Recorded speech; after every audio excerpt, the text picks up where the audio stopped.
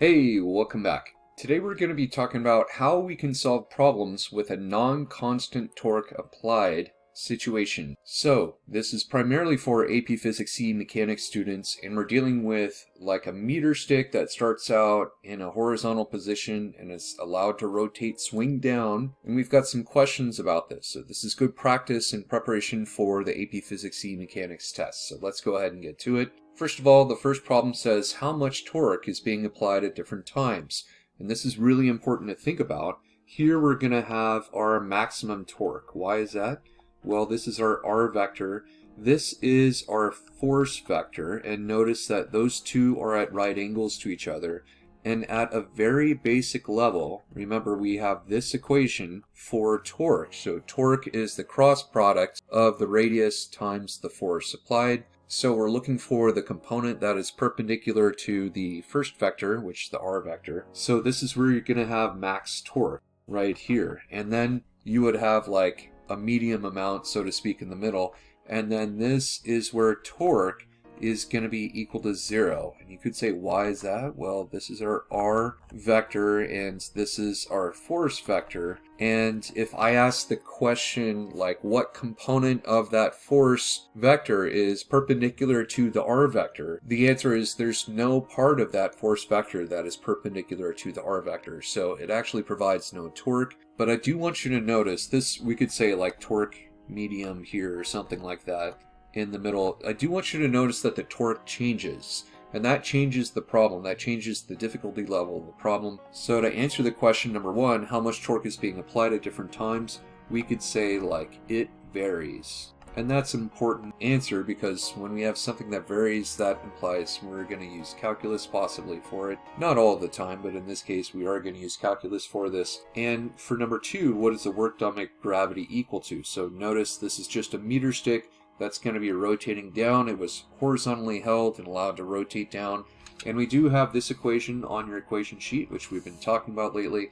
So far in the past, I've used an example where torque is constant. Now I'm going to be using an example where torque is not constant. Torque varies. If you think about it, we have the maximum torque when it's horizontal and the zero torque at the end. So that also changes its acceleration, right? It would have the maximum acceleration at the beginning of the rotation and zero acceleration at the very end of the rotation. So let's attempt to answer the question though, what is the work done by gravity equal to? That second question. So we know that work is equal to the integral of torque d theta. So that's something we can think about. We already know as well that torque is equal to R cross force. That's true. Here let's start to think about what R is. If we say the whole length of this meter stick is equal to L, then this R value is equal to L over 2. We could also say that's equal to 0.5 meters. That's also true. So that's what our R vector is going to be in this case, because the center of mass for the meter stick is right in the center. So that's where we act as if the force due to gravity is being applied to. So we do know something about that torque here.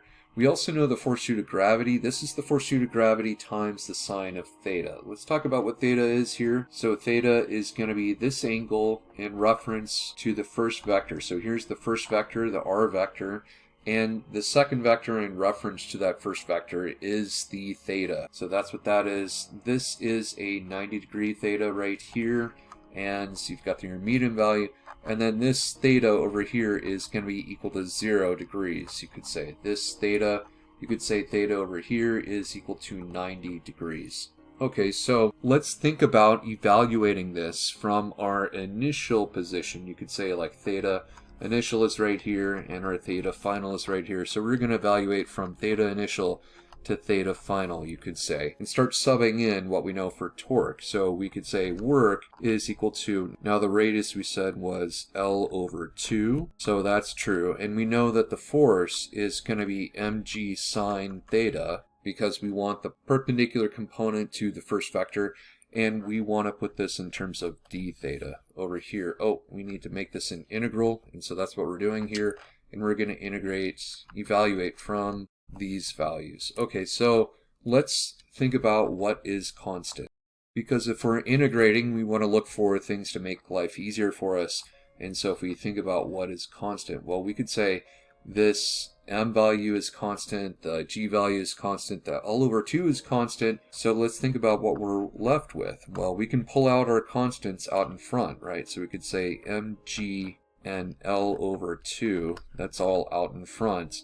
We have the integral of sine theta d theta. Oh, and now again we need to integrate from these bounds. Okay, so let's do the integration and think about what's going to happen here. So we have mg L over 2 like this, and we can say the integral of sine theta d theta is equal to a negative cosine. So I'm going to pull the negative out in front here, and we're going to say cosine, and we want to evaluate from the final, so we could say that is this minus this, so to speak. I could use, theta naught for the initial and so on, but I just think it's easier and more clear to use final and initial, and so we could rewrite this slightly.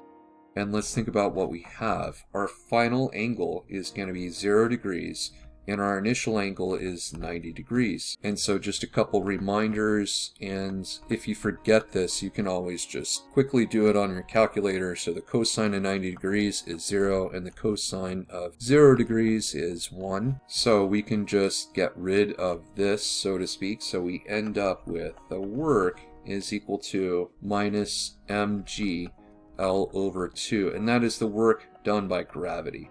That makes sense. And so we're going to talk more about this, but that's our answer for number 2.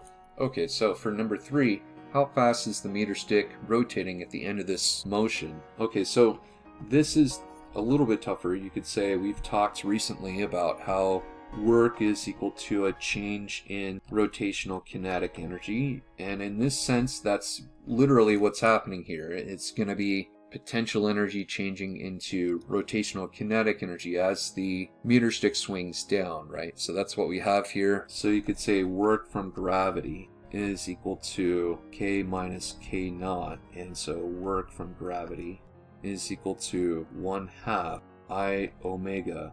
And let's think about what this is. This is omega final minus omega initial squared. Okay, our omega initial was 0, right? It wasn't rotating to begin with, and we already solved for work due to gravity, right? We can go ahead and move this in over here.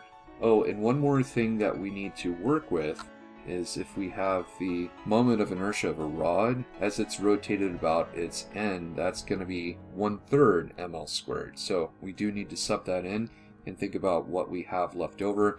And I am out of room, so I'm going to move this up so we can work with what we need to work with in terms of space. So subbing in for work due to gravity.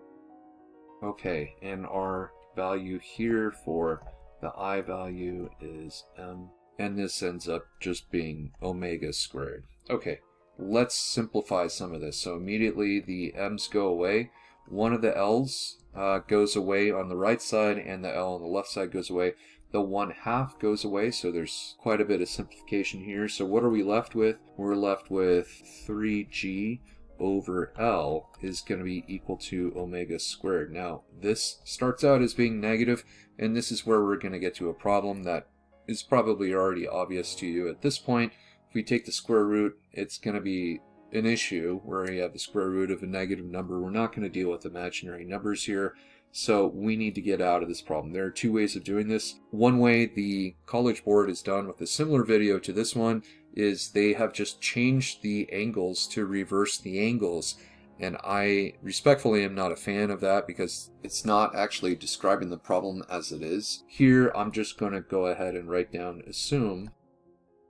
I'm going to say assume this is positive because there's a counterclockwise rotation, and we have not accounted for that direction of the counterclockwise rotation yet. You want to account for signs for the sign of a direction of a movement or a rotation once in a physics problem. That's it. We have yet to do that, so you could argue that this needs to be accounted for, the direction of the rotation of the system. So because of that, I would argue we're just going to make that a positive value, and we'll avoid that issue. So then we could say omega is equal to the roots of 3g over L. And if we do it in that way, we won't have to reverse the order of the angles that are involved or do some weird thing where we call that initial angle 0 degrees and the final angle 90 degrees. That doesn't actually add up. It doesn't make sense compared to the diagram that we're working with. So this method is, I feel, more justified than what I've seen otherwise. Okay, so that's going to be our third situation. This I'll label as 3A right here. Now 3B, let's think about this. So for 3B, the question says, is the tip of the meter stick rotating faster through the air than it would be if it was falling and not simply rotating? Okay, a couple things we can say about this. If it was just falling, let's say we have a meter stick here and it falls down to this is our initial position, this is our final position. We're going to assume it starts from rest, but as it falls, all it's doing is just falling. So you could think about this height drop that we have as this thing rotates. The center of mass, let me draw this in black right here. So notice this is the center of mass right here. I'm drawing a dot right here on all of these drawings. So notice how far has that fallen in terms of the length of the rod. What do you think? Well, it's fallen like half the length, right? So you could say the height here that we have is 1/2 the length of the rod is the height that it's fallen. It starts from rest, so we assume that this is just a potential energy thing. We could say height is equal to 0 right here. So you could say potential energy initial is equal to kinetic energy final. So what does that entail? That would be just mgh is equal to 1/2 mv squared if we're just thinking about how it's falling as opposed to rotating. So notice that our m's immediately go away and we're left with 2gh, and the root of that is going to be your v value. Oh, and before I continue, I do want to say this will be 2g L over 2 is going to be our height we were saying, and so that is equal to v. Alright, so we're not really ready to compare these just yet because we're talking about omega in one case and we're talking about speed in another case. What is the small but mighty equation that is going to relate rotational and linear motion together? Well, that's going to be this one right here. So v is equal to r times omega. So if we're going to say we're ready to plug in some numbers here, let me move this slightly just so that we can work with some numbers. So we can say omega is equal to the root of 3 times 9.81 meters per second squared, and that is over 1 meter. Okay, and you end up with an omega value of 5.42, and that's going to be in radians per second squared. And we're not done yet. Let's go ahead and move this. And we're going to say, all right, let's multiply r times that. Well, if r is just 1, because we're dealing with a meter stick, then we know we can say v is equal to 1 times 5.42, and that's 1 meter. Oh, this isn't meters per second squared. With the square root, the squared goes away. So we should end up with answer of velocity is 5.42 meters per second. The radians can pop in and out of existence, so to speak. It's more of a descriptor than an algebraic term that needs to be completely accounted for. If we're talking about the rotating system, how fast it's going to be if it's just rotating. Now let's compare to the velocity of like falling, right? And so we could say, well, that's going to be the root of 2 times 9.81 meters per second squared times L over 2, that is 0.5 meters. Let's get the root of that, and that's equal to v falling. Okay, and if you take a look, this ends up being less. 3.13 meters per second is going to be your speed if it's just simply falling. Let's think about what this means for a minute. This is greater than this, right? So what that means is it actually is moving faster. The tip of this thing is moving faster as it rotates down. One way to think about this is it's not just falling under gravity.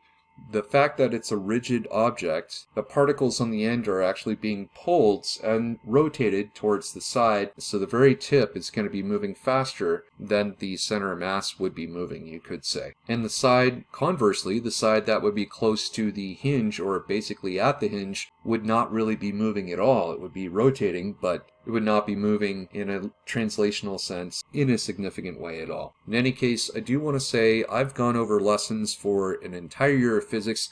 as well as almost all of the ideas for AP Physics C mechanics. If you have any questions or comments down below, please let me know. And I hope you all have a great day. Take care.